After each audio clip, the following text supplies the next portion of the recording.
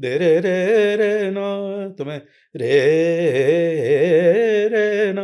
बेटा तुमको संगीत करना है तब तो यहाँ रहो, वरना दिल्ली वापस चले जाओ। तो उस दिन दिल पे लगा कि नहीं, बात तो सही कह रहे हैं। अभी सारे देवी देवता जो हैं काशी में स्नान करने आ रहे हैं। अगर तुम्हारा संगीत का सुर सुन लिया, मैं आपकी शांति भंग कर रहा हूँ, क्योंकि आप दोनों का गाना आप जब सुने तो एक संगीत और एक पॉज है, तभी संगीत बनता है जब मौन आता है साथ में। तो अचानक राजन भैया ने हमारे नजदीक आके बोला, देखो आज कितने बड़े बड़े लोग आए हुए हैं, तो गौड़ मल्हार गा लेते हैं। अब मैं मियाँ मल्हार के नशे में हूँ, तो जनरली क्या है कि कोई डिसाइड करके राग आज तक नहीं गाए हैं स्वरांश के साथ। ये माइक्रोफोन है, आप लोग समझिए, और मैं यहाँ खरच लगाता हूँ नीचे, और पापा का खरच का आवाज जो है वो माइक से इतनी दूर पे इतना बड़ा लाउड खरच आता है उड़ता हुआ। तो तीनों बार जब उन्होंने मेरे फरमाइश को इग्नोर कर दिया, तो उसके बाद मैं देखता ही नहीं था। इतना कॉन्फिडेंस था मेरे ऊपर कि ये कर लेगा। कई जगह तो धर्मशाला में रहना पड़ा। जम्मू गए हम लोग, ट्रेन में टिकट नहीं मिली, तो डीटीसी के ऑर्डिनरी बस में बैठ के गए। मेरी आंखें खुली तो मैं क्या, 3 नारियां बैठी हुई और मैं तो बेयर बॉडी सुपरमैन बॉक्सर नीचे। फिर भी अब मैं क्या करता है, लपेट वपेट के। तो मन में मेरे खिन्नता आई कि ये सीखना ही नहीं चाह रहा है मुझसे। मतलब सीखने के लिए तो आपको सरेंडर होना पड़ेगा। मैं थोड़ा प्रश्न कांत सा मैं पैदा हुआ शुरू से।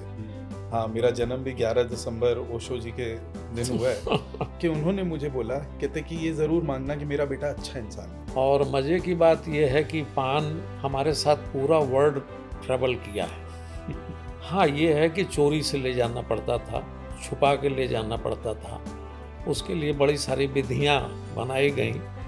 काले कपड़े में लपेटना है, फिर काला पॉलीथीन, डबल पॉलीथीन लगाना है, चेक इन बैगेज में भेजना है। विदेशों में पालक भी बहुत अच्छे साइज का मिलता है, मतलब इतने बड़े पालक, और एकदम साफ सुथरा। उस पर कत्था चूना सुपारी उपारी लगा के खाया तो जम गया। तो मगही पान से भी नाजुक, बुरी भी है, दांत खराब हो जाते हैं, अच्छी नहीं है, लेकिन अब एक आदत में शुमार हो गया है। एक बार एक किस्सा हुआ, पंडित हरिप्रसाद चौरसिया जी, उनको भी पान का बहुत शौक। तो भैया बोले, ऐसे पंडित जी हम लोगों को पान छोड़ देना चाहिए। बोले ना ना ना ना ना ना, भूल के भी पान मत छोड़िए, ये तो भगवान को चढ़ता है, तामुलम समर्पयामि करते हैं। बनारस में टाउन हॉल, तो वहाँ बकायदा अनाउंसमेंट हुई थी कि पाकिस्तान के 2 शेरों का मुकाबला हिंदुस्तान के 2 शेरों के साथ। सब ताल ताली देते हैं, महाराज जब गति लेते हैं।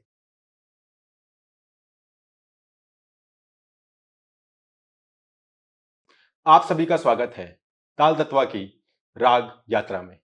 जब तान ने छुआ रूह का दरवाजा, राग ने समय को ठहरा दिया। बनारस की सांस में बसकर सुर ने खुद कर पंडित साजन मिश्रा बना दिया। आज हमारे साथ हैं ऐसे स्वर साधक जिनकी तान में काशी की सुबह, गंगा की नमी और परंपरा की गूंज एक साथ सुनाई देती है। 300 वर्ष से अधिक समृद्ध विरासत का प्रवाह जो ख्याल की गायकी को एक नई संवेदना देता आया है। आज हमारे साथ हैं बनारस घराने की गौरवशाली परंपरा के ध्वजवाहक पद्म भूषण पंडित साजन मिश्रा जी और उनके सुपुत्र मेधावी गायक और एक संगीतज्ञ Swaransh Mishra ji. Thank you so much sir, आपका बहुत बहुत स्वागत है। थैंक यू सर, अगर हम बात करते हैं उस बच्चे की जो कि बचपन में खेलता है, अपने पूंछ में एक तौलिया बांध के आग लगा लेता है, रावण दहन करता है, रामलीला देख के आता है, कैरम बोर्ड पे एक पालकी निकाली जाती है। बिल्कुल। एक बच्चा अपने पिता को बोलता है रात में 10, 11 बजे, 12 बजे आता है, घर में नियम होता है कि 10 बजे एंट्री हो जानी है। पिताजी को झूठ बोलता है। Super research. पर उस बच्चे के दिमाग में एक सीरियसनेस कब आया म्यूजिक के लिए कि नहीं, इस दिन लगा कि नहीं अब मुझे सीरियस हो जाना है? देखिए, ये बचपने की बातें हैं, और युवावस्था में भी जब हम जवान हुए तब भी थोड़ी सी शैतानियाँ जो थी, शैतानियाँ भी मैं नहीं कहूँगा, वो चूँकि दिल्ली रहना शुरू हो गए थे तो इसलिए थोड़ा-सा एक बार डिले हो गया था, तो उस पे पिताजी की डाँट भी पड़ी थी। और उसके बाद फिर उन एक अ, दूसरे दिन सवेरे-सवेरे मैं जा रहा था, तो उन्होंने मुझसे सिर्फ़ इतना ही कहा कि बेटा, तुमको संगीत करना है तब तो यहाँ रहो, वरना दिल्ली वापस चले जाओ। तुम लोगों का, दोनों भाइयों का नाम हो गया है, तो नाम को देखो अपने। अगर काम को देखना है तो मेरे साथ तुमको बैठना पड़ेगा। तो उस दिन थोड़ा-सा लगा और फिर मैं आ गया चेंज करके बैठ गया गाने के लिए। फिर उन्होंने कहा कि बेटा देखो, जहाँ जाते हो 4 दोस्त मिलते हैं, पुरानी बातें होती हैं, चाय पीते हो, अड्डेबाजी करते हो, वो काम आएगा कि ये काम आएगा? उस दिन दिल पे लगा कि नहीं, बात तो सही कह रहे हैं। तो उसके बाद से फिर वो गलतियाँ हुई नहीं, और बहुत ही डिसिप्लिन में उन्होंने हम लोगों को पाला, बड़ा टाइम टेबल के साथ में जीना सिखाया, हर चीज़ उन्होंने सिखाया। मतलब इवन आप समझ लीजिए कि सफाई करना, कैसे सफाई करना है, बेडशीट बिछाना है तो कैसे बिछाना है, कि एक भी सिलवट नहीं दिखना चाहिए। तो मतलब इतनी गहरी तालीम उन्होंने हम लोगों को दी, और घर में पूजा का वातावरण है, उसके लिए भी उन्होंने शिक्षित किया कि 24 घंटे में कम से कम 5 मिनट निकाल के अपने उस ईश्वर को और अपने गुरु लोगों को, पूर्वजों को ध्यान करके धन्यवाद दे दिया करो, और हम आप कुछ दे नहीं सकते हैं। तो ऐसी तालीम उन्होंने, और अहंकार नहीं आना चाहिए। अहंकार को उन्होंने एकदम हमारे मतलब कि जीवन से ही निकाल दिया। अहंकार विहीन बन जाओ, और स्वांतः सुखाय के विद्या कर रहे हो तो इसमें अहंकार का बू नहीं आना चाहिए। तो ऐसी ऐसी बातें करते थे, गूढ़ बातें किया करते थे।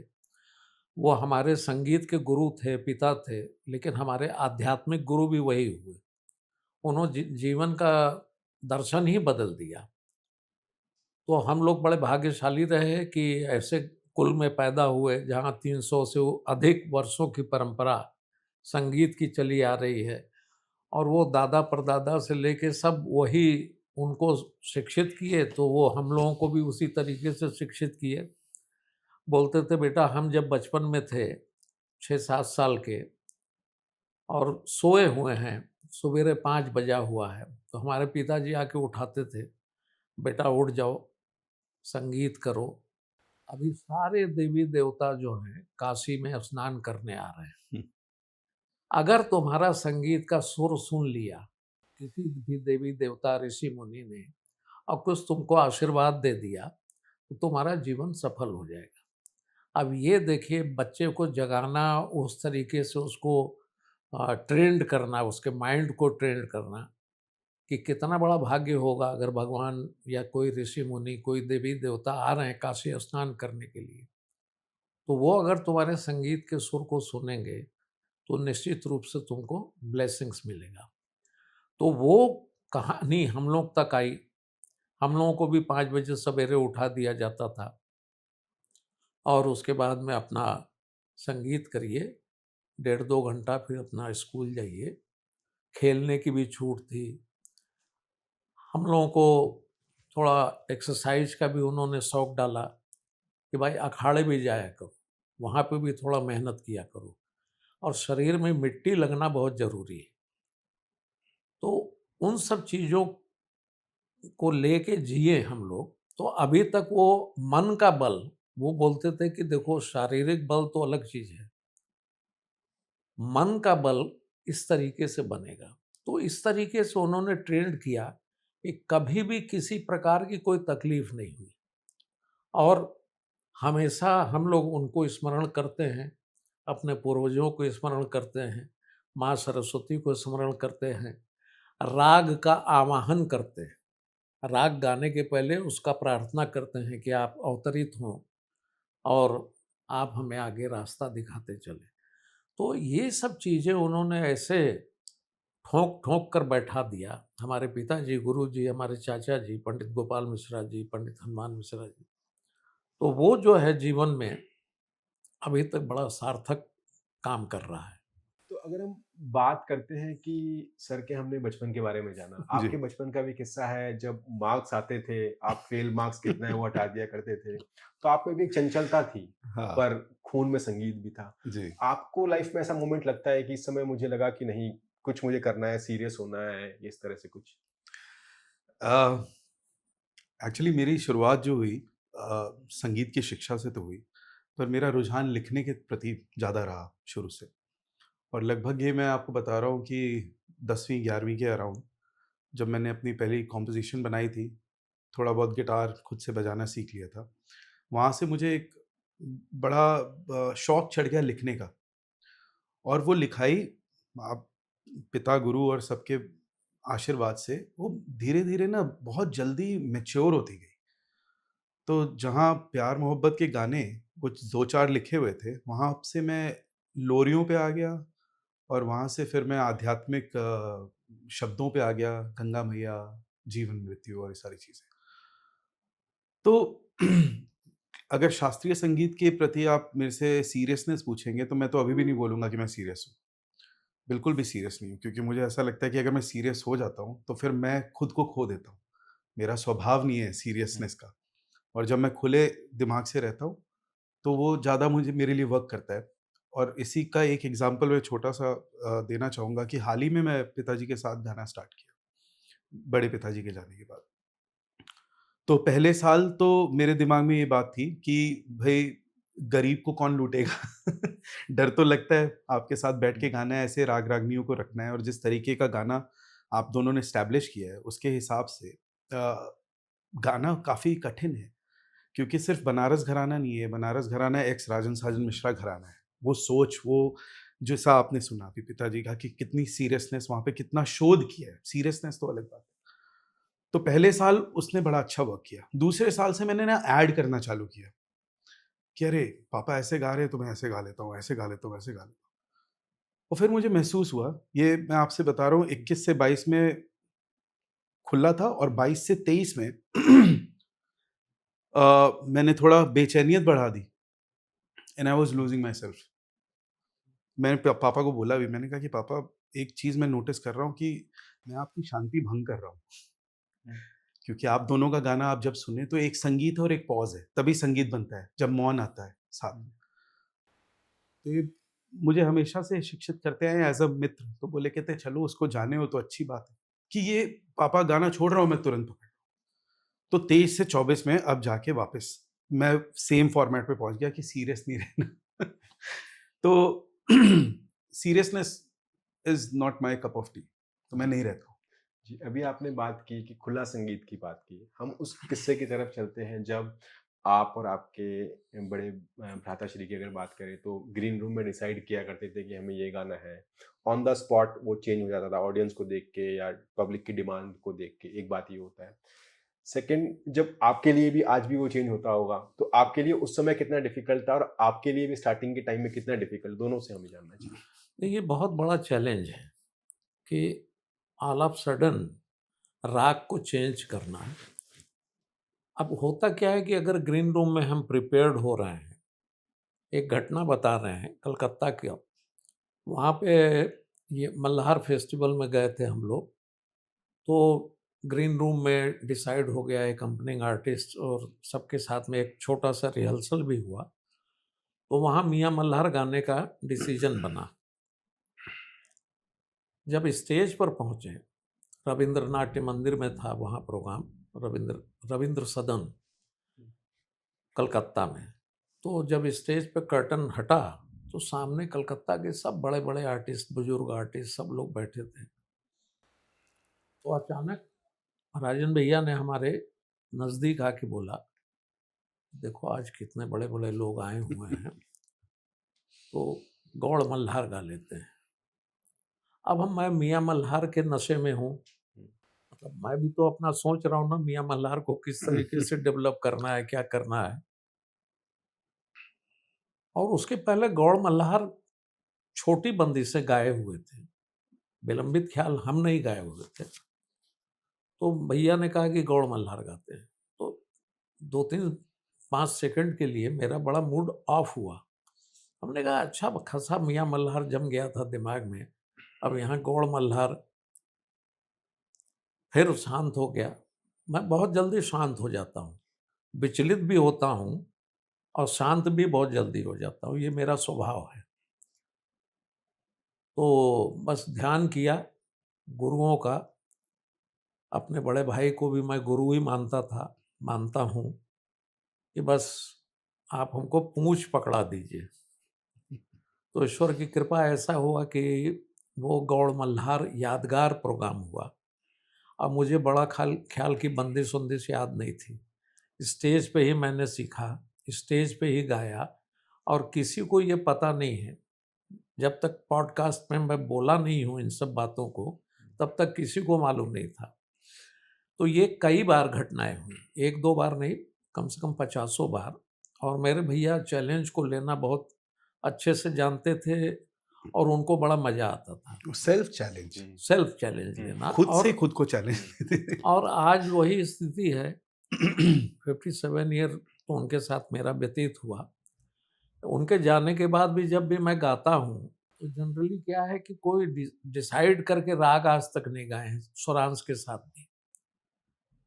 तो वो आता है, मतलब जब तानपुरा मिलता है उस समय कुछ ध्यान करते हैं तो अंदर से आवाज आती है कि ये गा लो, वो गा देता हूँ। अगर कोई आ गया और फरमाइश कर दिया कि भैया ये गा दीजिए, तो वहाँ पे मैं भी स्विच ओवर हो के मैं वही गा देता हूँ जो उनकी फरमाइश होती है। तो ये चूँकि शिक्षा में हमारे शामिल रहा, हमारे पिताजी हमेशा एक राग की शिक्षा दे के उसके बाद तुरंत बोलते थे कि दूसरा राग भी गाओ, तीसरा राग भी गाओ। तो उससे क्या हो गया कि रच बस गया वो दिमाग में। तो अब बहुत बड़ा चैलेंज होता है कि आप मारवा गा के और तुरंत बोल दें कि नहीं पूरिया गाइए, पूरिया गाने के बाद बोल दिया जाए सोहनी गाइए। तीनों एक ही स्वर समुदाय के राग हैं और तीनों में भिन्नता है। तो उस भिन्नता को कैसे आप प्रदर्शित करेंगे? तो ये अगर आपकी तालीम में शामिल है कि इस तरीके से इसको देखोगे, इस तरीके से इसको देखोगे, इस तरीके से इसको देखोगे, तो वो मेरे पिताजी, चाचा जी की देन है। और उस पे मेरे बड़े भाई का बहुत बड़ा रिसर्च हुआ। मेरे भैया बहुत चिंतक गवैया, जिसको कहेंगे कि चिंता करके गाना, और बड़ा डेप्थ में जाते थे और राग के प्रति बहुत ही न्यायिक थे। राग नहीं बिगड़ना चाहिए, राग के अनुसार ही तान मारिए। राग में अगर आप लिबर्टी लेके काम करते हो तो उनको पसंद नहीं था। तो वो चीज़ें उनसे मुझे भी मिली, पिताजी से उनको मिली, उनसे मुझे मिली। तो कोशिश तो होता है कि भाई राग के अनुसार ही हम सब कुछ करें। हर आदमी लिबर्टी लेता है थोड़ा बहुत, लेकिन एक सर्टेन लिमिट में अगर आप लिबर्टी लेते हैं। नहीं तो हमारे भैया, मैं उनके साथ में बैठ के आंख बंद करके गाता था, लेकिन उनका फुल एक्सप्रेशन मुझे दिखता था आंख बंद करने के बाद, कि अगर जरा सा भी बाल बराबर भी मिस्टेक हो ना तो मुझे उनकी आंखें दिख जाती थी कि गड़बड़ी की है। तो इतना चैतन्यता के रूप में गाना गाना उनके साथ, तो मेरा सौभाग्य था कि हिंदुस्तान क्या पूरे दुनिया में राजन साजन एक मिसाल बन गए, गुरु कृपा से, माता पिता की कृपा से। और एक अलग गाना हुआ, मतलब किसी से कोई मेल ही नहीं है। और वो हमारे बड़े भाई बोलते थे कि ये प्रेम का गायन है, इसको हम जुगलबंदी नहीं कह सकते, इसको हम सहगान कहते हैं। तो वाकई में ये बिना ऊपर वाले की कृपा, बिना माता पिता के संस्कार के बिना ये संभव नहीं है। और एक दूसरे के प्रति प्रेम, श्रद्धा, हमसे 5 वर्ष बड़े थे, लेकिन दोस्ती भी थी, मित्रता भी था, और गुरु तुल्य भाई थे, वो रिस्पेक्ट भी था मेरे मन में।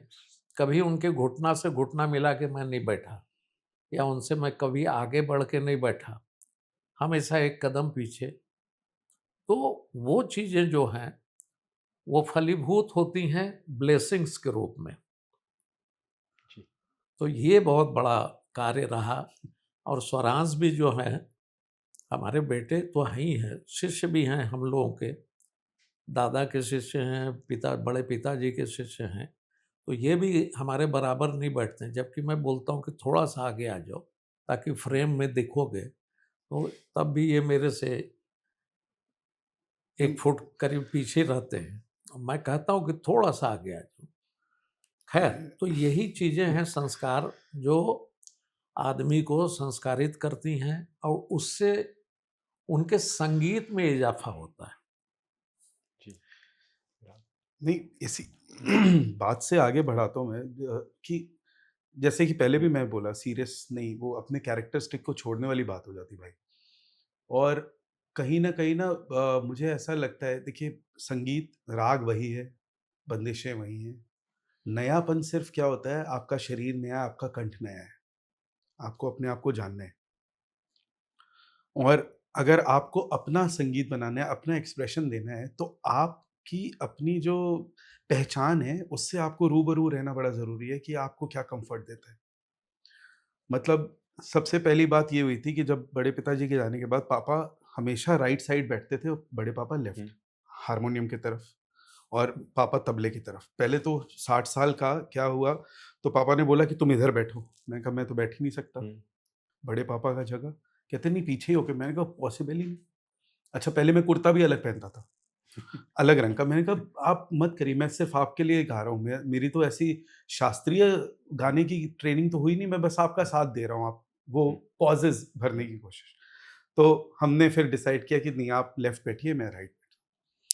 तो शुरू-शुरू में मैं वही सोचता था, मतलब अभी भी कई बार ऐसा होता है कि पापा गा के ना जब रुकते हैं, तो मन में उस मिसिंग पॉइंट होता है।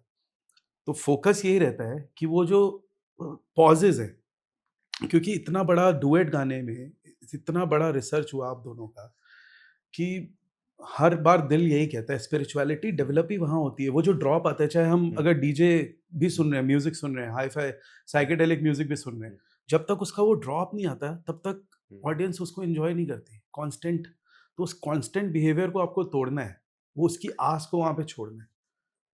कोशिश यही है और लोग आशीर्वाद दे रहे हैं उस चीज़ के लिए कि हाँ, वो मेंटेन हो रहा है। जी। अभी अगर हमने बात की कि ऑन द स्पॉट चेंज करना, आप तो एक लेजेंडरी आर्टिस्ट हैं, काफ़ी प्रैक्टिस रहती है। साथ में जो म्यूजिशियन होते हैं, उनकी कभी शिकायत नहीं रहती आप लोगों से, आपने ये चेंज कर दिया, पहले ये डिसाइड किया था? नहीं, कारण ये है कि हम इतने सहज हैं, हुँ।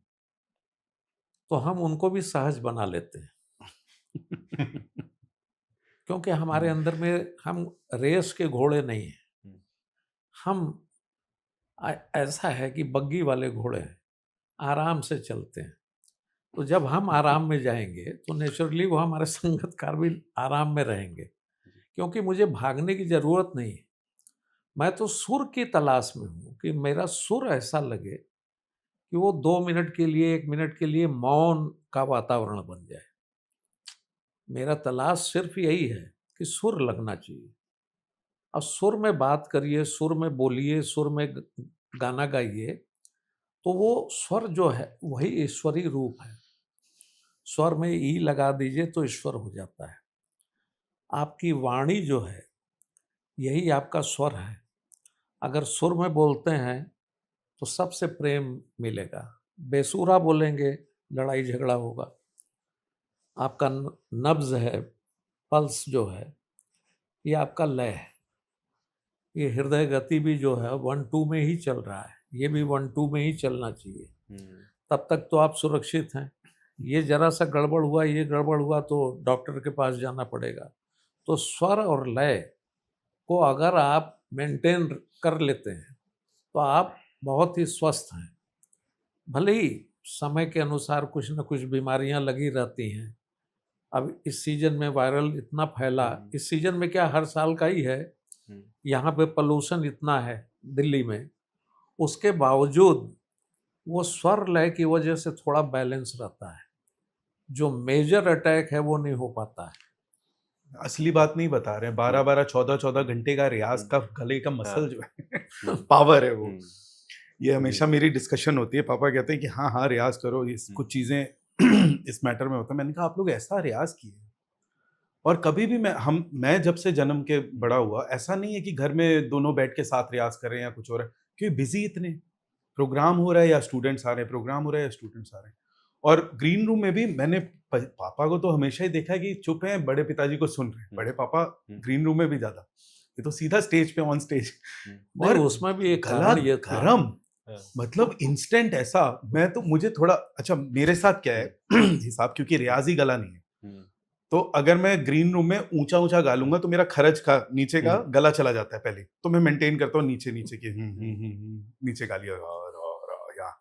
और जब मैं ऊपर गा लेता हूँ तो खरज खत्म हो जाता है, और यहाँ तो ऊपर गाने के बाद खरज इतना बड़ा हो जाता है। तो भाई मैं आपको एक मजेदार बात बताऊं कि मैं स्टेज पे बैठ के कैसे जलील हो रहा होता हूँ खुद में, कि मैं अपने खरज को गा रहा हूँ और ये माइक्रोफोन है, आप लोग समझिए, और मैं यहाँ जाके अपना खरज लगाता हूँ नीचे, और पापा का खरज का आवाज जो है वो माइक से इतनी दूर पे इतना बड़ा लाउड खरज आता है उड़ता हुआ। तो मन में ये होता है, मैंने कहा यार एक बाल्टी पानी डाल देते अभी थोड़ी सी तालियां बजी थी धड़ाम। बट रियाज है भैया, रियाज है, रियाज और तो बहुत देखिए जीवन में तपस्या करना पड़ेगा।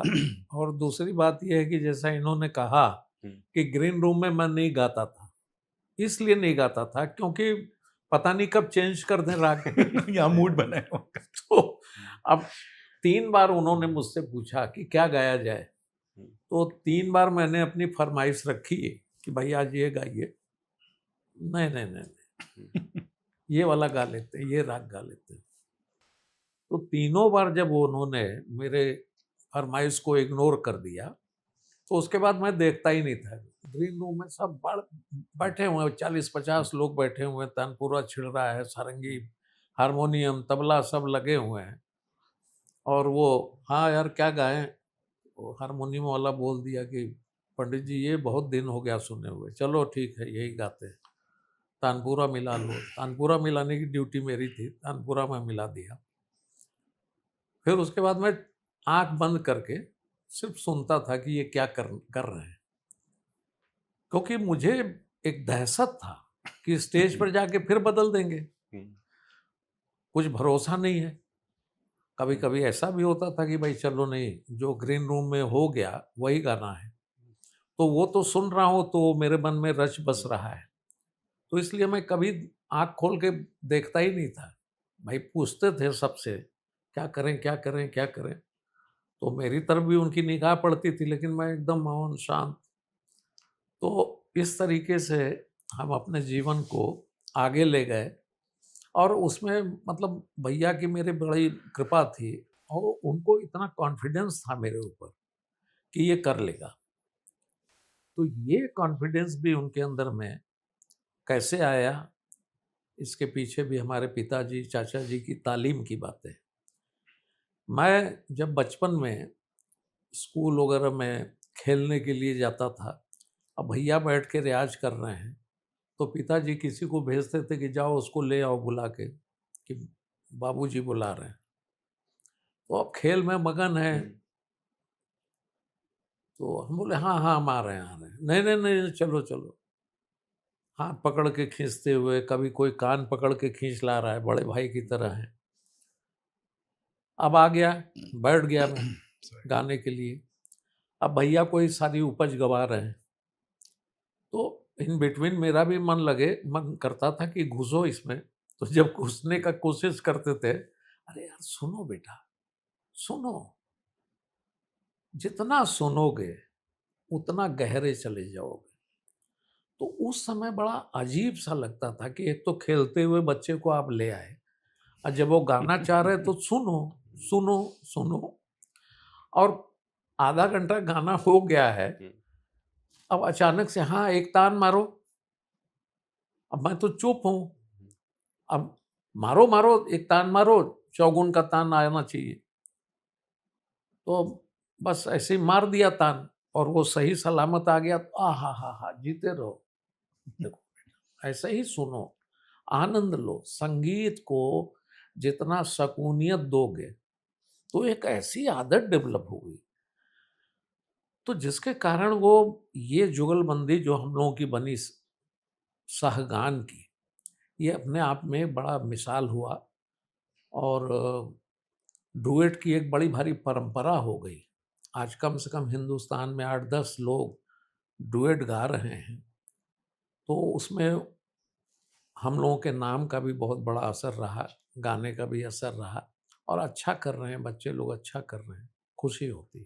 अगर अभी आपने बात की कि बग्गी वाले घोड़े हैं, मतलब लंबी रेस है जिंदगी की, आप एक लंबी रेस में आए हैं, एक सफलता को देखा है सब लोगों ने, और एक संघर्ष की कहानी भी आती है कई बार कि कश्मीर जाना है दिल्ली से, साधारण बस में जा रहे हैं, बिल्कुल। शेविंग किट का शेयर कर रहे हैं, रूम शेयर कर रहे हैं। तो स्ट्रगल के फेज़ को हम जानना चाहेंगे आपसे, और सुरान सर से हम ना जानना चाहेंगे कि सर का स्ट्रगल आपने भी बचपन में कुछ देखा होगा, लाइक फादर मंथली ट्रैवल कर रहे हैं, तो कुछ चीज़ें आपको मिसिंग लगती होगी बचपन में, वो भी आपसे हम जानना चाहेंगे। देखिए, स्ट्रगल के बिना तो जीवन अधूरा है, और स्ट्रगल आपको सीख देता है। वहाँ से बहुत कुछ सीखना है। उस स्ट्रगल को नाम हम देते हैं स्ट्रगल, तकलीफ दे ज़िंदगी। लेकिन उस तकलीफ दे में ज़िंदगी में भी बड़ा आनंद है। जब नए-नए हम दोनों भाई निकले, तो इतना तो पेमेंट भी नहीं होता था। ना हम लोगों को रूम अलग-अलग दिया जाता था, और मैं 5 साल छोटा था, तो मेरी हल्की-हल्की रेखें निकल रही थी। तो भैया बोलते थे, "यार, ये ब्लेड बदल के तुम भी कर लो इससे ज़रा-सा।" तो मैंने अपना किट भी नहीं रखा था, शेविंग किट भी नहीं रखा था साथ में। साल 2 साल तक तो ऐसे ही था। तो एक मेरा अलग से ब्लेड दे देते थे, उसी से मैं ज़रा क्लीन शेव हो जाता था। और होटल्स भी हम लोगों को बहुत 5 स्टार, 4 स्टार नहीं मिलते थे, 3 स्टार तक का। कई जगह तो धर्मशाला में रहना पड़ा। हाँ, ये था कि ज़रूर बेड सेपरेट होते थे, तख़्त होते थे धर्मशाला में तो, और होटल्स में बेड भी मिल जाते थे, तो सेपरेट बेड होता था, कमरा एक ही होता था। और चूँकि हम भाई थे, खाना हम लोग एक साथ खाते थे। 1 दाल, 1 सब्ज़ी और 2 रोटी और 1 राइस में हम लोगों का खाना हो जाता था। तो ऑर्गेनाइज़र्स के ऊपर भी भार नहीं बनते थे कभी भी। और कभी हमारे कुछ गेस्ट आ गए, हमारे साथ खाना खाया, तो उसका सेपरेट बिल करते थे हम लोग। तो इतना असूल जीवन में ये हमारे पिताजी ने दिया। आज तक पूरे वर्ल्ड में कोई ये नहीं कह सकता कि हमने कुर्ता कहीं प्रेस करवाया हो, किसी भी होटल में। ये कोई नहीं कह सकता है कि आपने इतना एक्स्ट्रा खाने का बिल छोड़ के जा रहे हैं। और हमारे मित्र, इष्ट जो भी आते हैं, जो भी खाने का बिल बनता है, वो सेपरेट बनता है। एक दाल सब्जी के अलावा और कुछ आया, नॉन वेज आया, वेज आया, जो भी आया एक्स्ट्रा, वो पे कर देते थे तुरंत।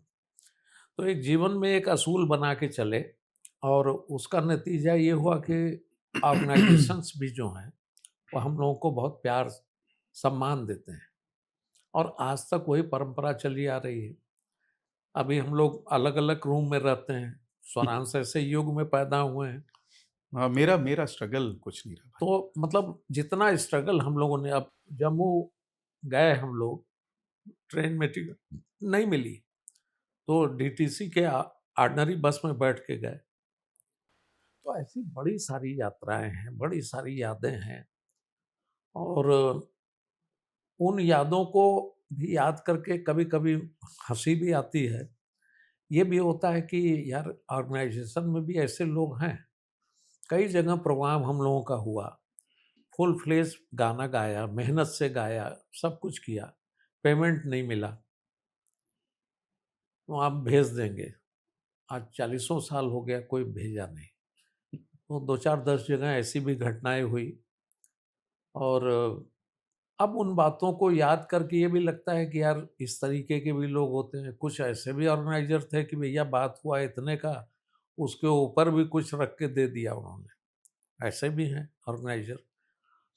तो ये शिकायत नहीं है, ये सिर्फ़ इंसानियत का एक बैलेंस है, कि ऐसे ऑर्गेनाइज़र भी हैं कि हम भावनगर में गा रहे हैं, वहाँ फ़ोन आया कि आपको गाना है, पटना में गाना है, वहाँ से हम लोग कैसे अहमदाबाद आए, अहमदाबाद से दिल्ली आए, दिल्ली से पटना पहुँचे, और वहाँ जाके गाने बजाने के बाद में ये हुआ कि पैसा भेजते हैं, तो वो पैसा नहीं आया। दरभंगा में ऐसा हुआ, कई जगह ऐसे हुए। औरंगाबाद में हुआ, महाराष्ट्र के औरंगाबाद में हुआ, लंदन में हुआ, मतलब कहाँ नहीं हुआ।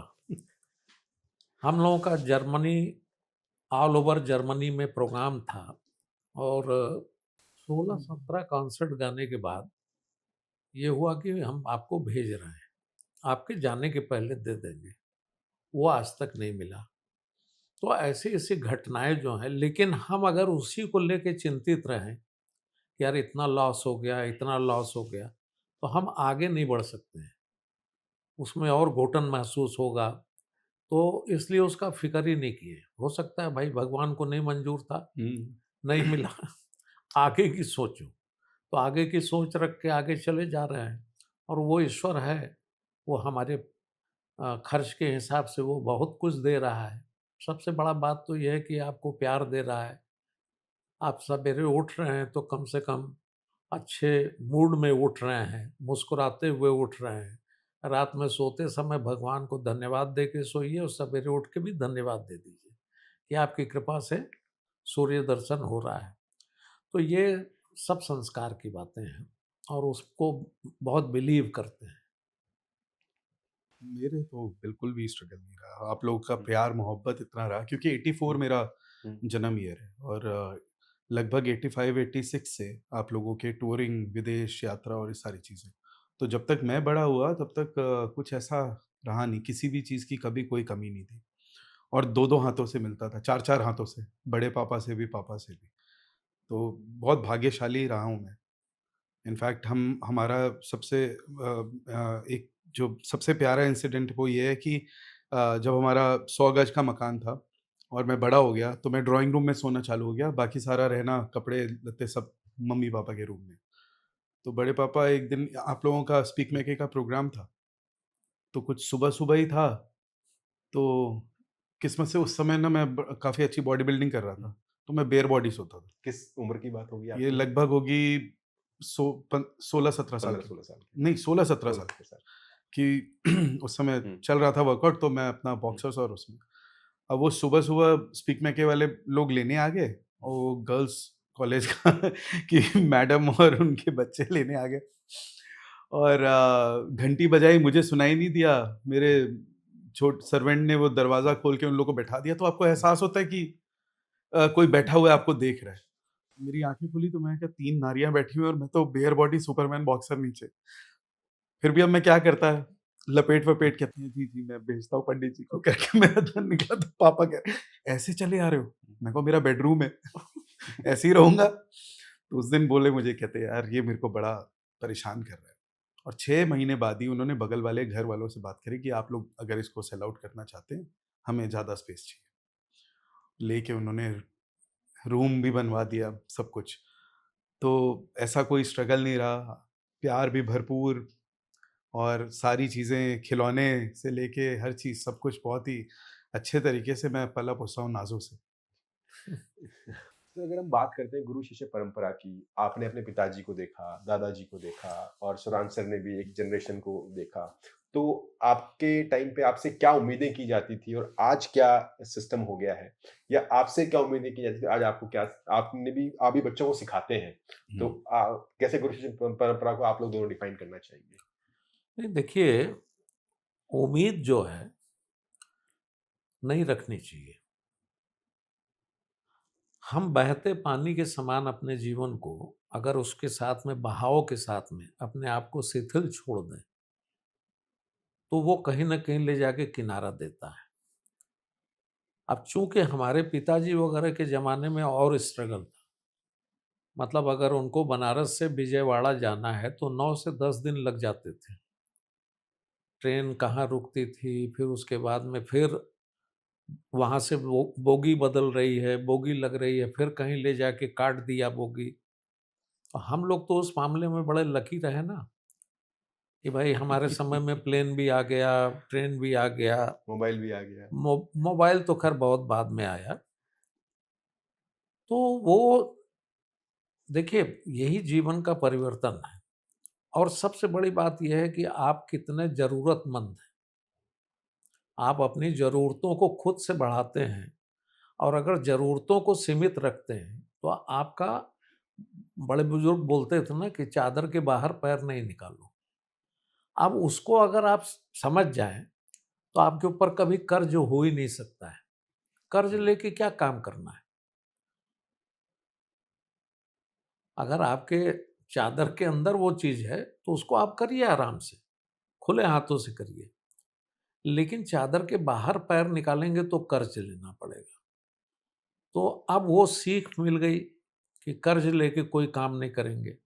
तो ईश्वर की ऐसी कृपा हुई कि जब हम उस लायक हुए, उतने सक्षम हुए, हमारे बनारस में 3 मकान हुआ करते थे। अभी 1 मकान है। 2 मकान मजबूरी में हमने सेल किया क्योंकि उसको मेंटेन नहीं कर पा रहे थे। उसके पहले भैया ने कहा कि 1 मकान अगर आप बेच दीजिए, तो उस पैसे से हम लोग दिल्ली में मकान खरीद लें। ओह! क्या बात है। तो उन्होंने कहा कि यार अपना काम करो, हम लोग बैलगाड़ी पे जा के प्रोग्राम बजा के आए हैं। हम क्यों बेचें? अपने अंदर ताकत पैदा करो कि घर बनाओ। हमारे पैसे से क्यों घर बनाओगे? बात तो बड़ी कड़वी थी, लगी भी। तो लगने के बाद एक उद्देश्य ये नया बन गया कि हमको अपना घर बनाना है। दिल्ली में रहना है तो अपना छत बनाना है। तो उन्हीं की कृपा से हम लोगों ने 3-4 घर बनाए और देहरादून में गुरुकुल बनाया, विरामदेव गुरुकुल बनाया और अपने मरने के 2 वर्ष पूर्व उन्होंने कहा कि अब मैं संतुष्टि से मर सकता हूँ। हमारे यहाँ कहा गया है कि पिता की ईंट के ऊपर ईंट रखो। तो तुम दोनों भाइयों ने इस चीज़ को पूर्ण किया है और मैं चाहता हूँ कि वसीयत तुम लोगों को लिख दूँ। तो हमने कहा नहीं, वो अभी रहने दीजिए। हमसे थोड़ा-सा उनका वार्तालाप हो जाता था, भैया से नहीं होता था, कम होता था। तो हमने कहा कि अभी रहने दीजिए, आप तो हैं ही हैं। बोले नहीं, समय से कोई चीज़ हो जाए तो अच्छा है। तो इतने बड़े विज़नरी पर्सन थे वो और मरने के पूर्व ही उन्होंने वसीयत बना दिया। तो वहाँ पे भी मेरे चाचा जी का हाफ पोर्शन था, मेरी चाची का। तो उनके कोई बेटे औलाद नहीं थे, हम ही लोगों को वो औलाद समझ के पाले पोसे। तो उनकी वाइफ को बुला के बोले कि भाई देखो, मैं अपने हिस्से का तो लिख रहा हूँ अपने बच्चों को, तुमको अगर किसी को देना हो अपने रिश्तेदारी में, नातेदारी में। तो उन्होंने कहा कि नहीं, जब हमारे ये बच्चे हैं, हम इनको अपने बेटों की तरह ही देखे हैं शुरू से, तो हम इन्हीं को देंगे। तो उन्होंने भी अपना वसीयत किया और पिताजी ने भी अपना वसीयत किया। तो ये होता है दृष्टा, दृष्टिकोण ये होना चाहिए और आप अवेयर होके जा रहे हैं। हमसे मरने के करीब 1.5-2 महीना पहले मैं बनारस में था, कुछ दिनों के लिए गया था। तो मैं ऐसे ही लेटा हुआ था अपने कमरे में, आ गए वो, 3:30 बजा था दोपहर का। खड़े हो गए दरवाजे पे, हमसे बोले यार नवंबर में तुम लोग यहीं हो, इंडिया हो कि विदेश उदेश जा रहे हो? तो हम खड़े हो गए, हम बोले क्यों? बोले नहीं, इंडिया में रहोगे तो हमको कंधा दे दोगे। तो हमने कहा आपकी तबीयत वबीयत ठीक है? बोले हाँ हाँ, तबीयत ठीक है, बड़ा बोर हो रहा हूँ, कोई स्टूडेंट नहीं मिल रहा कि जिसको मैं विद्या दे सकूं। जरा राजन से बोलना कि कोई स्टूडेंट भेजे। तो हमने कहा हाँ ठीक है, तबीयत आपकी? बोले नहीं, तबीयत हमारी ठीक है, हम संगीत में जीना चाहते हैं, संगीत में रहना चाहते हैं। यहाँ जो हैं लोकल हमारे जो शागिर्द वगैरह हैं, घंटा 1.5 घंटा के लिए आते हैं, फिर भाग जाते हैं अपने अपने काम पे। तो हमने भैया को फ़ोन किया, हमने कहा ऐसा ऐसा बोल रहे थे। बोले उनकी तबीयत पहले टेस्ट वोस्ट करवाओ। हमने कहा वो तो बोल रहे हैं फिट हैं, सब है। उसके बाद तो भैया बोले कि अच्छा ठीक है, एक हमारे घर की बिटिया ही जैसी है, रितु भार्गव करके। तो बोले कि उस समय शादी नहीं हुई थी उसकी। तो बोले बेटा रितु तुम जाओ, और वो उनको भी दादाजी बोलती थी और वो आके रहती थी 20-20 दिन, महीना महीना, तो बड़ा प्यार से उसको तालीम देते थे। तो रितु को भेजा उन्होंने, तो बड़े खुश हो गए कि चलो कोई तो रहेगा। मतलब 24 घंटा में 12-14 घंटा संगीत की चर्चा होगी, बातचीत होगा, सिखाएंगे उसको। तो इस मिजाज के वो आदमी थे। और हम थोड़े से रास्ते से शायद भटक गए, कोई यही आपने रास्ता है। यही रास्ता जिधर चले। तो ऐसे इस तरीके से उनका स्वभाव, अब हमारा भी स्वभाव या भैया का भी स्वभाव, भैया को सिखाने का बहुत शौक था। वो एक-एक सिटिंग, वो जो 6-6 7-7 घंटे का सिटिंग कर लेते थे। उतना तो पेशेंस मेरे में नहीं है, लेकिन फिर भी मैं भी 3 साढ़े 3 घंटा का वो वर्कशॉप कर लेता हूँ। और मुझे भी ये लगता है कि यार शाम को फिर सेशन करेंगे, शाम को फिर बच्चों से मिलेंगे। तो मुझे भी अब अच्छा लगने लगा है। 4 लोग आपके इर्द-गिर्द रहते हैं, तो कुछ नए विचार भी आते हैं। अब जो स्टूडेंट को हम सिखा रहे हैं परसों से, तो वो तो हमारी चीज़ों को लेके आगे चल ही रहा है, लेकिन अब उसको हमको नया चीज़ देना है, तो नया चीज़ के लिए मुझे सोचना पड़ेगा कि ये उपज हम करें ताकि ये बच्चा थोड़ा-सा स्ट्रगल करे। तो वो करवाने में आपकी भी सीख बढ़ती है। आप अगर एक टीचर होते हैं, तो बहुत कुछ विद्यार्थी से भी सीखते हैं, क्योंकि उसको सिखाना है, कुछ न कुछ नया देना है उसको। तो इस दृष्टिकोण से सिखाना भी बहुत बड़ी कला है और सिखाने के लिए बहुत बड़ा पेशेंस चाहिए। वही मैं सोचता हूँ कि मेरे पिता में कितना पेशेंस था, मेरे चाचा जी में कितना पेशेंस था, कि राजन भैया बोलते थे कि एक दिन मुझे 3.5 घंटा मियाँ मल्हार का सिर्फ अस्थाई गाना सिखाया, फर्स्ट हाफ, और बज गया 10:30 बज गया, तो बोले कि अब बस करो, कल अंतरा सिखाऊँगा, अब चलो खाना-वाना खाया जाए। तो मियाँ मल्हार जैसे राग को 3.5 घंटा और कोई भी उपज रिपीट नहीं हो, कोई भी इम्प्रोवाइज़ेशन जो चल रहा है वो रिपीट नहीं हो, तो कितना बड़ा दिमाग होगा। और दूसरे दिन फिर उनको अंतरा सिखाया। तो उस तरीके का मियाँ मल्हार का वर्णन, मियाँ मल्हार का डेप्थ हम अपने जीवन में तो नहीं सुने। तो इस तरीके से अगर शिक्षा आपको मिलती है, इस तरीके से आपका जीवन आगे बढ़ता है।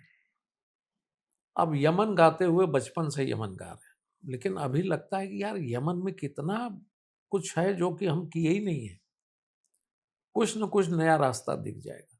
इसलिए आपसे बड़ा राग है, राग से बड़े आप नहीं हैं। आप ये नहीं कह सकते हैं कि मैं आज ऐसा यमन गाऊँगा, सिद्ध कर दिया हूँ, सिद्ध नहीं कर सकते।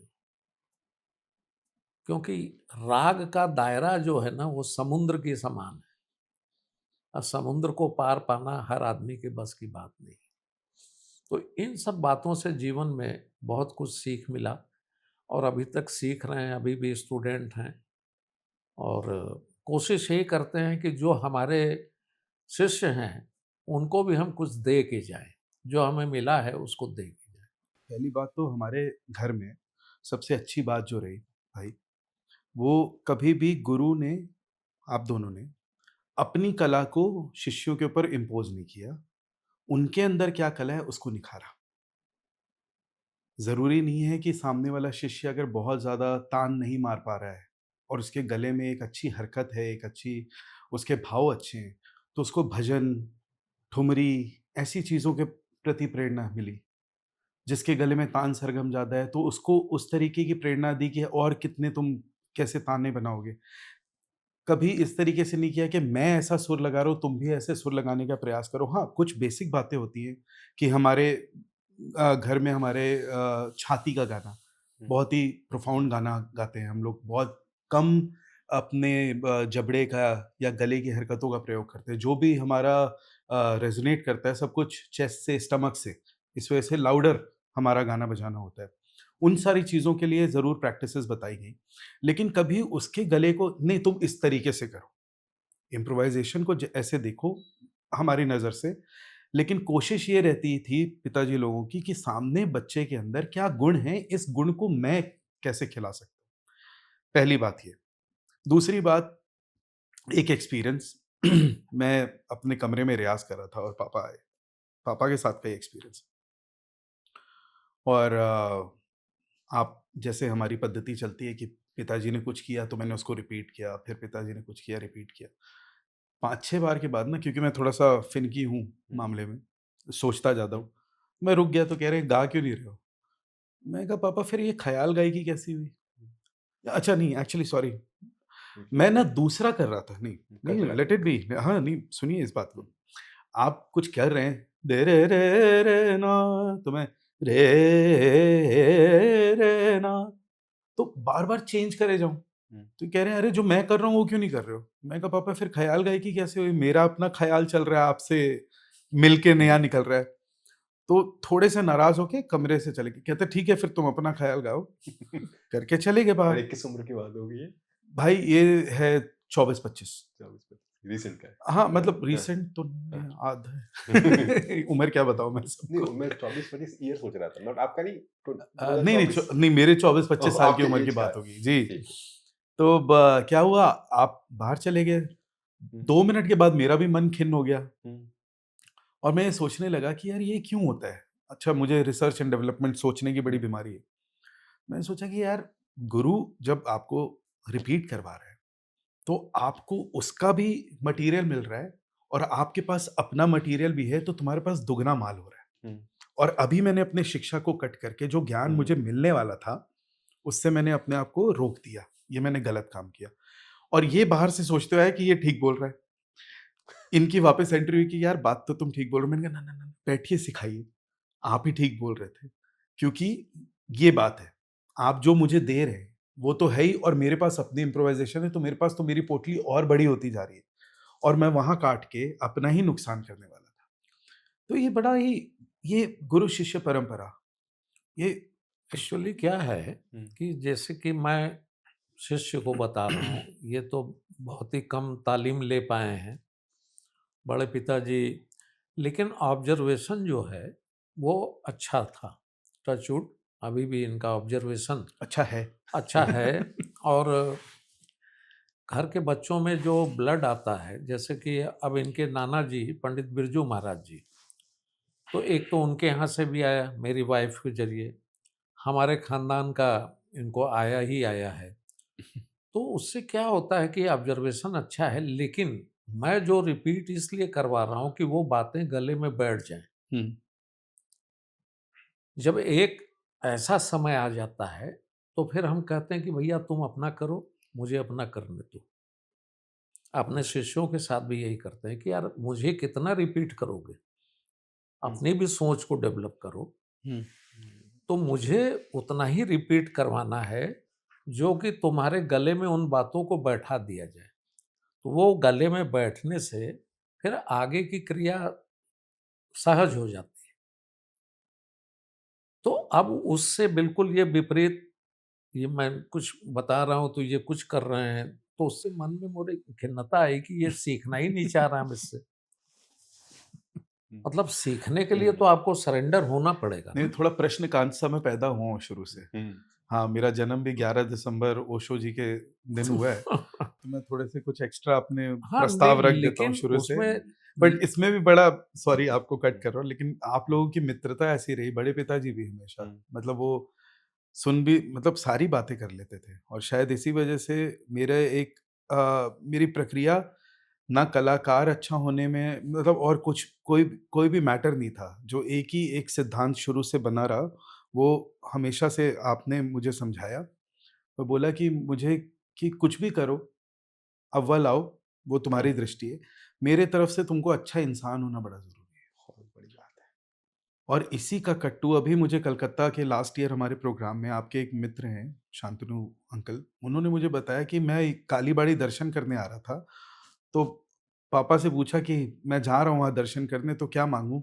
क्या कि उन्होंने मुझे बोला, कहते कि ये ज़रूर माँगना कि मेरा बेटा अच्छा इंसान बने। तो आज भी उसी ये देखिए संगीत, अच्छा इंसान, मौन, स्पिरिचुअलिटी सब हैंड इन हैंड है। तो ये सब वही सेम ही शिक्षा है और नया तो कुछ बोल ही नहीं सकते, सब जो बात कहेंगे हम आप ही लोगों की करेंगे। बनारस की बात करें, बनारस की हम गलियों में चलते हैं, तो बड़े बनारसी पान बड़ा फ़ेमस है। आपने तो वर्ल्ड लेवल पे टूर किया, तो आपका पान के साथ भी बहुत एक कनेक्शन रहा है। है, अभी तक मैं पान खाता हूँ और मज़े की बात ये है कि पान हमारे साथ पूरा वर्ल्ड ट्रैवल किया है। हाँ, ये है कि चोरी से ले जाना पड़ता था, छुपा के ले जाना पड़ता था। उसके लिए बड़ी सारी विधियाँ बनाई गईं काले कपड़े में लपेटना है, फिर काला पॉलीथीन, डबल पॉलीथीन लगाना है, चेक इन बैगेज में भेजना आप है। बना बनाया पान ले आते थे, अलग नहीं अलग नहीं पार्ट्स? नहीं, अलग अलग हाँ ले जाते थे, हाँ कत्था, चूना, असेंबलिंग वहाँ सुपारी। होती थी। हाँ। तो वो बहुत सालों तक अभी भी जाते हैं तो ले जाते हैं अपने साथ, 2-2,500 पान ले जाते हैं, डिपेंड करता है टूर पे। अच्छा, उसमें पान तो इतना नाजुक चीज़ है कि जल्दी गल भी जाता है। तो एक बार क्या हुआ कि हम लोग जर्मनी में थे और पान खत्म हो गया। तो लंदन में हमारे एक बड़े भाई समान मित्र हैं, बीरम जसानी जी। उनको भैया ने फ़ोन किया कि बीरम भाई, पान खत्म हो गया, कुछ हो सकता है इंतज़ाम? स्टुटगार्ट में थे हम लोग। और किस साल की बात होगी सर ये, अंदाजे से? ये 97 ओके, 98 की बात 97, होगी। ठीक है। तो बीरम भाई बोले कि भाई देखिए, जर्मनी पान भेजना, इंग्लैंड में पान मिल जाता था, क्योंकि बॉम्बे से वहाँ सर्विस था और पान के बहुत सारे स्टॉल थे। तो एक जोशी जी करके थे, वो पान का अरेंजमेंट कर देते थे। तो भैया ने यही सोच के उनको बोला, तो बोले कि राजन जी, मैं पूरी कोशिश करता हूँ, मेरा एक फ्रेंड जाने वाला है स्टुटगार्ट, मैं उससे पहले कंफर्म करता हूँ, वो अगर जा रहा है तो आपको 2 दिन बाद पान मिल जाएगा। लकीली वो उनका फ्रेंड आ रहा था, तो उसके हाथ से उन्होंने पान भेजा 2 दिन बाद। लेकिन उसके पहले क्या हुआ कि जहाँ रहते थे वो जर्मन लोग थे, तो वहाँ पे खाना तो बहुत ही फ्लैट, एकदम ही बिना तड़के का, बिना एकदम हल्दी नमक डला हुआ। तो 1-2 दिन तो वो खाया, उसके बाद हमने उसको समझाया। हमने कहा देखो, मैं कुकिंग भी जानता हूँ और तुम लोग परेशान होते हो, इससे अच्छा है कि तुम सारा राशन वासन का इंतजाम कर दो, साग सब्जी का इंतजाम कर दो, तेल घी का इंतजाम कर दो, बनाऊंगा मैं, मेहनत मैं करूंगा। और मेरे एक राजन भैया के साले साहब थे, कांता प्रसाद जी, वो मेरे असिस्टेंट थे। तो साग सब्जी काट देते थे, जो भी मैं कहता था वो कर देते थे और मैं बनाता था। तो जब बनाना शुरू किया तो उन लोगों को भी बड़ा अच्छा लगा कि भाई एकदम टेस्टी बदल गया। वो 3 लोग थे, हम लोग 4 लोग थे, तो 7 लोगों का खाना मैं बनाता था। तो एक दिन उसकी वाइफ ने कहा कि पालक पनीर बनाते हैं, आप के बनाइए पालक पनीर। हमने कहा ठीक है, ले आओ। तो गई बाजार से पनीर ले आई, चीज़, और फिर पालक का पत्ता लाई। पान खत्म हो गया था, तो हम लोग ऐसे ही सिर्फ सुपारी, थोड़ा सा जर्दा, चूना, कत्था लेके खा लेते थे। तो पालक का पत्ता जब आया तो मैंने उसमें से एक पत्ता निकाला, उसको अच्छे से धोया। और विदेशों में पालक भी बहुत अच्छे साइज का मिलता है, मतलब इतने बड़े पालक, और एकदम साफ सुथरा। उस पे कत्था, चूना, सुपारी उपारी लगा के खाया तो जम गया। तो मगही पान से भी नाजुक, तो जम गया। तो हम एक पान भैया को लगा के खिलाए, पालक का। बोले अरे यार, ये तो बड़ा अच्छा सब्स्टिट्यूट खोजे हो। तो जितना पालक लाई थी वो, उसमें से सब छांट के सब्जी पूरा, पनीर की बनी खाली। तो मैंने पालक अपने लिए रख लिया, कपड़े में उसको लपेट के, जैसे पान रखते हैं। और जब खाने का टाइम हुआ तो सिर्फ पनीर। तो बोली कि वेयर इज पालक स्पिनिच? बोले पालक गान। तो वो समझी नहीं। हमने कहा सब वेस्ट था, उसको नहीं बनाया। तो वहाँ पालक की स्टोरी, तो हम लोग 2.5 दिन तक वो पालक खाते रहे, जब तक पान नहीं जब पहुंचा। तक पान नहीं आ गया। तो भगवान की दया से पान मिल गया। अमेरिका में थोड़ा सा ये प्रॉब्लम कम है, क्योंकि वहाँ पे इंडिया शॉप में आपको पान वान मिल जाता है। लेकिन आदत चूंकि हम लोगों का बनारसी पान खाने का था, तो उसको कैरी करना, और लीफ लेके आप एंटर नहीं हो सकते हैं अमेरिका में, किसी भी प्रकार का लीफ लेके नहीं एंटर हो सकते। लेकिन हम बाबा विश्वनाथ का नाम स्मरण करते थे कि प्रभु पार करवा दीजिए, और 2-2, 2,500 हजार पान के पत्ते लेके मैं पास हो गया। तो ये भी कुछ प्रभु की कृपा मानते हैं। और पान के ऊपर तो मतलब कि आसमान में भी पान लगाया है, पानी समुद्र के जहाज में भी पान लगाया है, बसों में भी पान लगाया है, ट्रेन में भी पान लगाया है, धरती पे तो पान लगाते ही रहते असली हैं। मैटर भाई ये है कि वर्ल्ड टूर, हम्म, आप लोगों का शास्त्रीय संगीत डुएट सिंगर इकलौते ऐसे लोग जिनका वर्ल्ड टूर हुआ भैरव से भैरवी तक, उसमें जिन कंट्रीज में पान अलाउड नहीं था उन कंट्रीज में आप लोग नहीं गए। हम्म, और ये इतनी मजेदार बात, इस बात को सोच सोच के आज भी मैं हंसता हूँ। मैंने कहा पापा वहाँ, अरे यार बड़े पिताजी तो उस समय कहते अरे मारो, यही नहीं रहेगा तो मैं अपना ख्याल गायकी कैसे गाऊं। मैंने कहा क्या बात है, ये तो इतनी सुरीली बात है ये। ऑस्ट्रेलिया न्यूजीलैंड नहीं गए। वर्ल्ड टूर में हमारे वो भी था। ऑस्ट्रेलिया में 5 प्रोग्राम थे, न्यूजीलैंड में 3 और प्रोग्राम लोग थे। बोल रहे हैं कि पंडित जी यहाँ अवेलेबल करवा देंगे, आप लेके नहीं आ सकते यहाँ पे आपको नहीं, जो अपने हाथ का है सो अपने हाथ का है। तो ये सब कहानियां हैं पान को लेके, और एक मिजाज बनाता है। और वो चूंकि आदत भी हो गई है, बुरी भी है, दांत खराब हो जाते हैं, अच्छी नहीं है, लेकिन अब एक आदत में शुमार हो गया है। एक बार एक किस्सा हुआ, पंडित हरिप्रसाद चौरसिया जी, हाँ उनको हाँ भी हाँ, पान क्या का बहुत शौक, बहुत शौक, बड़ा प्यार से खाते थे। अब चूंकि वो ट्रैवलर बहुत रहे हैं, तो अब वो मसाले पे आ गए हैं, मसाला और सादी पत्ती खाते हैं। तो एक दिन हम लोग ट्रैवल कर रहे थे, साथ ही दिल्ली से बम्बई जा रहे थे। तो उन्होंने राजन भैया से बोला, राजन बाबू बोलते, जी पंडित जी, दांत में मेरे बड़ा दर्द हो रहा है, कोई दवाई रखे हैं, पेन किलर वगैरह? तो भैया बोले हाँ है, लेकिन वो चेक इन बैगेज में है, आपको उतर के देते हैं। बोले हाँ आज बड़ा तकलीफ है। तो भैया बोले वैसे पंडित जी हम लोगों को पान छोड़ देना चाहिए। बोले ना ना ना ना ना ना, भूल के भी पान मत छोड़िए, ये तो भगवान को चढ़ता है, तामुलम समर्पयामि करते हैं। और दूसरी बात, एक और राज की बात बताऊं।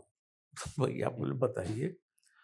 बोले देखिए पान एक ऐसा चीज है, जब आप घर में घुसते हैं पान जमा के, और पत्नी आती है शिकायत लेके, 15 दिन बाद मैं आ रहा हूँ, तो वो शिकायत, अरे देखो प्लम्बर को बुलाया था वो नहीं आया, आप रहते हो तो आ जाता है, इलेक्ट्रिशियन को बुलाया वो नहीं आया, राजीव ने ये बदमाशी की, बेटे ने ये बदमाशी की, उस बेटे ने ये बदमाशी की, तो पान मुंह में जमा है। तो मैं कहता हूँ तो 15 मिनट बोलते बोलते वो थक जाती है और चुपचाप चली जाती है कि तो कोई जवाब ही नहीं दे रहा है। तो ये सबसे बड़ा तर्क कुतर्क में न बदले, इसलिए मेरे मुंह में पान जमा रहता है, तो मैं किसी से बात ही नहीं करता हूँ। तो बोले ना ना ना ना राजन बाबू, कभी पान मत छोड़िएगा। तो एक ये भी घटना है। और अभी भी जब वो मिलते हैं, अभी 4 साल पहले उनके एक स्टूडेंट ने प्रोग्राम किया था, वो प्रेसिडेंट थे, तो उसने एक अवार्ड दिया था हम लोगों को, हरि जी के द्वारा ही। तो वहाँ आए, बोले भैया निकालो, निकाल के मैं डिब्बे में दे दिया उनको। अब उनका जम गया। अब बगल में उनकी वाइफ बैठी है, बहू बैठी है, बेटा बैठा है, कोई जवाब ही नहीं दे रहे मुंह में जमा हुआ। तो उनकी वाइफ बोल रही है, भाभी जी, कि ये देखिए आप लोग जो है ना, इनको बिगाड़ रहे हैं फिर से। अरे हमने कहा बिगड़े हुए इंसान को क्या बिगाड़ना है। तो बड़े मस्त बिलायत खां साहब जहाँ मिलते थे, हाँ भाई अपना भी एक खिला दो यार। शाहिद परवेज जी हैं अभी, वो मिलते हैं तो भैया एक पान खिला दीजिए, तो अच्छा भी लगता है शेयर अच्छा, करके। पान का शेप भी देखे तो दिल, और दिल के दिल में करीब बस, भी है। दिल के करीब है। तो बस ऐसे ही जीवन चल रहा है। प्राण जाए पर पान न जाए।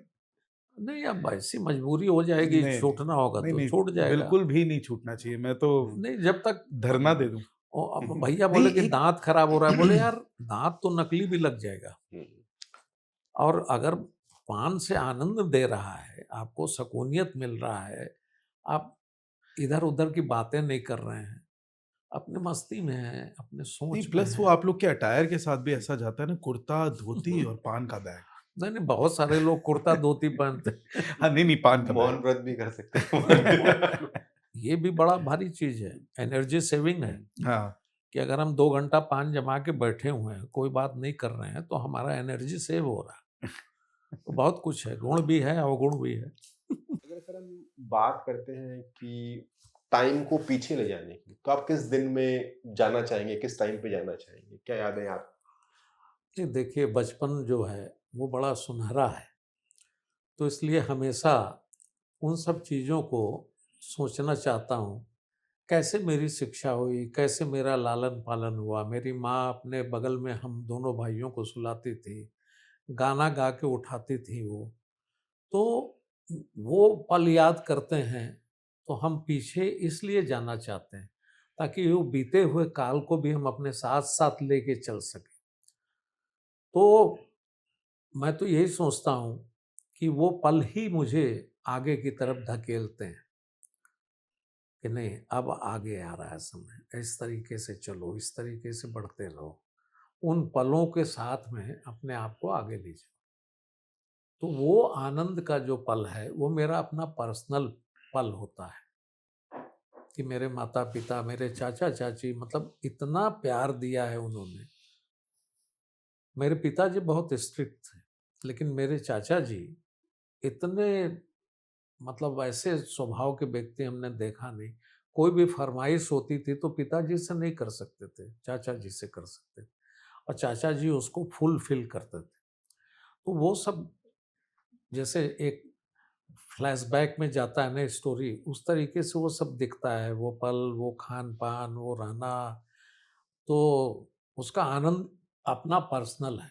उसको हम व्यक्तिगत रूप से किसी को शेयर भी करेंगे, तो वो उस चीज़ को देखा नहीं है, तो जान नहीं सकता है। तो वो स्वयं का आनंद है, उसमें रहते हैं। मेरे लिए सबसे एक हुँ, जो मैं बचपन से सुनता आया हूँ कि हमारे गोपाल दादा जी का प्रोग्राम हो रहा था नज़ाकत सलामत खां साहब के साथ, बनारस में टाउन हॉल। हुँ, तो वहाँ बाकायदा अनाउंसमेंट हुई थी कि पाकिस्तान के 2 शेरों का मुकाबला हिंदुस्तान के 2 शेरों के साथ। और आई थिंक अनोखे लाल जी बजा रहे नहीं, थे। अल्लाह रखा खां साहब। अल्लाह रखा खां साहब बजा रहे थे तबला, गोपाल दादा। तो वो कहानी बताते हैं पिताजी लोग कि दादाजी 2 कमानी लेके बैठे थे। वो जो होता है वो होता बजाने है वाला, सारंगी का, कि दोनों भाइयों के लिए, कि दोनों हुँ, भाइयों की हरकतें मिस ना हो जाए, मतलब जो गाना हुँ, हम संगत करना चाह रहे हैं। और शुरू से मुझे ये इतना ज़्यादा, जब भी ये कहानी सुनता था, मुझे वो ब्लैक एंड व्हाइट, वो मेला तमाशा जैसे दिखता है ना, पुराना हुँ। भारत दिखता है, बैलगाड़ियाँ चल रही हैं और ये सारी चीज़ें, मुझे हमेशा बड़ा इंटरेस्टिंग। तो अगर टाइम मशीन मुझे मिले, मैं ज़रूर वो प्रोग्राम अटेंड करके आऊँगा, आप 100%। मुझे भी ले जाइएगा। तो सर अगर हम बात करते हैं कि कोई आपसे अगर सीखना चाहता है कोई बच्चा, तो कैसे आपसे कनेक्ट कर सकता है? कैसे सीख सकता जी, अभी तो पिताजी घर पे शिक्षा लेते हैं, थोड़े हाँ, से। लेकिन उसमें एक कंडीशन ये है कि अब वो बिगिनर को सिखाते नहीं। नहीं, वही मैं बोलने है? हाँ। लगा।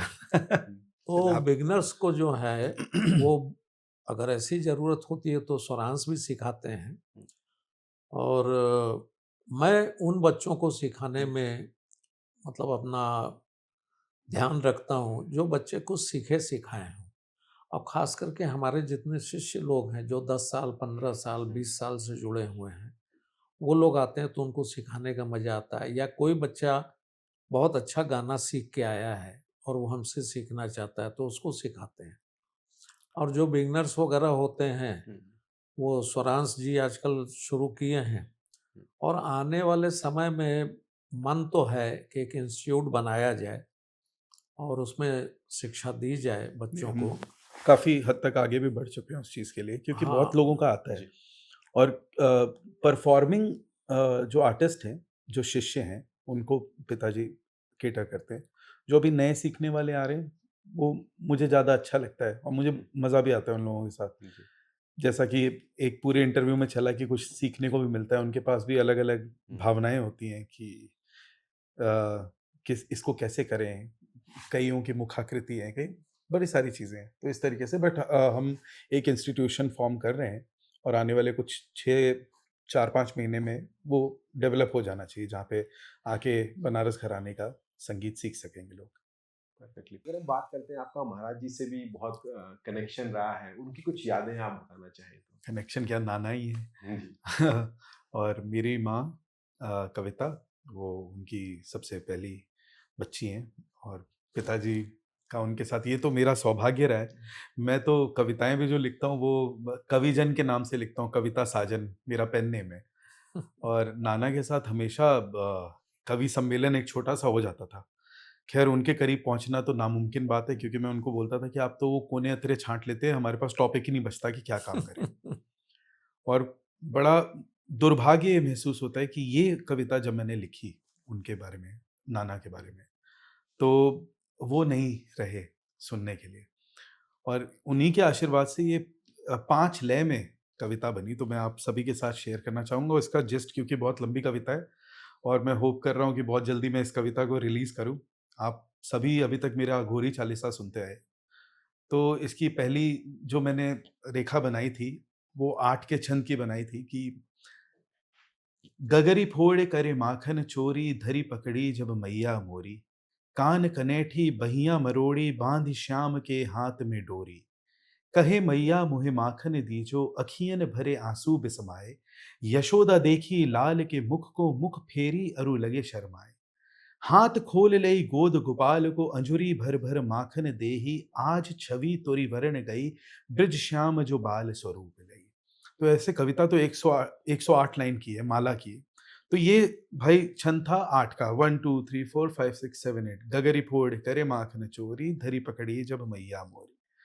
ये लिख के बड़ा सैटिस्फैक्शन हुआ। फिर अचानक से मन में आया कि उनके प्रति ही बात कर रहे हैं, तो वो लय के तो बादशाह थे, तो क्यों ना इसको 7 में भी किया जाए। तो 1 2 3 1 2 3 4 इज द लय। 1 2 3 1 2 3 4 1 2 3 1 2 3 4। तो लय बसे हर सांस में, अरु हृदय स्पंदन छंद हैं। सब ताल ताली देत हैं, महाराज जब गति लेत हैं। टुकड़ा परन पर मीलु बंदिश, और तिहाई अनेक हैं। कृतज्ञ गुनी जन नमन कर, ब्रिज श्याम का सम एक है। ऐसे करके आगे बढ़ती है। फिर मन में आया कि यार 7 लिख लिया है, 8 लिख लिया है, तो 6 क्यों ना ट्राई करें। तो 3 गुरु 3 नेत्र दृष्टि पर एक ही, त्रिशूल की वो 3 धार शक्ति पर एक ही। लच्छू से लास्य सीखे और शंभू से बल, और अच्छन के लाल पाए तीनों से फल। बिंदा और काल का, दादा गुरु, बिंदा और काल का मिले तो 5 तत्व हुए। पानी गगन पृथ्वी अग्नि वायु से सशक्त हुए। बिन घुंघरू के भी थाप तुमरी, ऐसी धुन साधे। बूंदन बारिश धरा पे तत्कार कर लागे। हो पिता भी तुम, सखा भी गुरु तुम, अनेक के गायन वादन और नृत्य सर्व गुण के देव से। कथक रचत ऐसो मन रंग, घुंघरू बजत छन छन नन, तकिट तकिट धिन की डोर। निधा निधा धनि नाचत मोर, धा तकिट। 1 2 3, मतलब 1 2 3 1 2 3 1 2 3 लय चल रहा है। इसके बाद मन में आया कि भाई 5 भी लिख ही लो,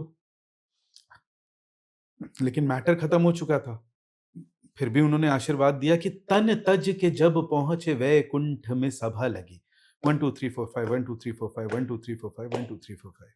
तन तज के जब पहुंचे वैकुंठ में सभा लगी। घन गरजे झन नन से पूरी धन श्री धुन बजी। ये 5 का लय है। और इसके बाद मेरी बहन है रागिनी, आपके साथ उनका इंटरव्यू हो चुका है। और मैंने उससे बोला, मैंने कहा एक लय कुछ और छूट रही है मेरी। कहती नहीं भैया, वो ज्यादातर कोई करता नहीं है। 9 9 तक तक तक तक हिट है। 1 2 1 2 1 2 1 2 3। तो ये पोएट्री लिखने में मैं उसको भी बड़ा धन्यवाद देता हूँ, बड़ा इंसाइट था उसका भी मेरे प्रति। और उनके आशीर्वाद से ये भी लिख लिया। तो 5 के बाद सीधा 9 पे जंप करते हैं कि झन झन झन झन के घन घन घन गरजे। बूंद बूंद बंद घुंघरू झर झर झर बरसे। झलक ब्रिज छवि लागे, वृक्ष देखो जैसे नाचे। पुष्प हस्तक करे, धरत ध्यान हरि धरे। कवि जन तर से नैना मोहे, तुम दरस देना। कहे मन मन न करो, ब्रिज श्याम ध्यान धरो। कहे मन मन न करो, ब्रिज श्याम ध्यान धरो। कहे मन मन न करो, ब्रिज श्याम ध्यान धरो धा। तो कविता तो बहुत लंबी है, फिर कभी मौका लगेगा तो इसे रिलीज करेंगे और आप सभी के सामने पूरे अच्छे तरीके से प्रस्तुत करेंगे। Thank you. आज हमने जाना कि राग सिर्फ सुरों का विन्यास नहीं, बल्कि एक जीवन दृष्टि है, जहाँ पिता की परंपरा और बेटे की एक नई सोच मिलकर एक नई धरोहर को जीवित करते हैं।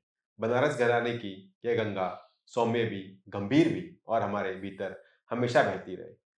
सरस्वती नमा स्तंभ वरदे कामरूपिणी विद्या आरंभे करिष्यामि सिद्धि भवतु मे सदा। अर्थात राग की धार से मन धुला, सांस ने सुरों का साथ दिया, परंपरा ने हाथ थामा, नई सदी ने एक नया रास्ता दिखा दिया।